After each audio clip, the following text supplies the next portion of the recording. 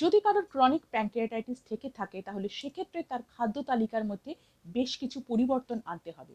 তার খাদ্য তালিকার মধ্যে থাকবে লিন প্রোটিন, এটা থাকবে, এবং ফ্যাট জাতীয় পদার্থ সেটা কম থাকবে, হেলদি ফ্যাট থাকবে, এবং ফাইবার জাতীয় জিনিস এবং সেই সাথে সাথে অ্যান্টিঅক্সিডেন্ট পূর্ণ খাবার তাকে কিন্তু তার খাদ্য তালিকার মধ্যে রাখতে হবে। এবং সেই সাথে সাথে কয়েকটা জিনিস একটু মাথায় রাখতে হবে, যেরকম ক্রনিক প্যানক্রিয়াটাইটিস হলে কিন্তু একটা ম্যাল অ্যাবজর্পশন হয় এবং সেখান থেকে একটা ম্যাল নিউট্রিশন হতে পারে বা নিউট্রিশনাল ডেফিসিয়েন্সি হতে পারে, অর্থাৎ পুষ্টিগত পদার্থের অভাব হতে পারে।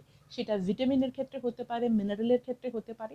এবং ক্রনিক প্যানক্রিয়াটাইটিস থাকার ফলে কি হয় যে আমাদের প্যানক্রিয়াসটা আস্তে আস্তে তার কার্যক্ষমতা হারাতে থাকে, এবং যার ফলে প্যানক্রিয়াস থেকে যে জুসটা রিলিজ হয়, প্যানক্রিয়াটিক জুস, তার পরিমাণও কিন্তু কমে যেতে পারে। এগুলো মাথায় রেখে ডায়েট চার্টটা মেনটেন করা উচিত।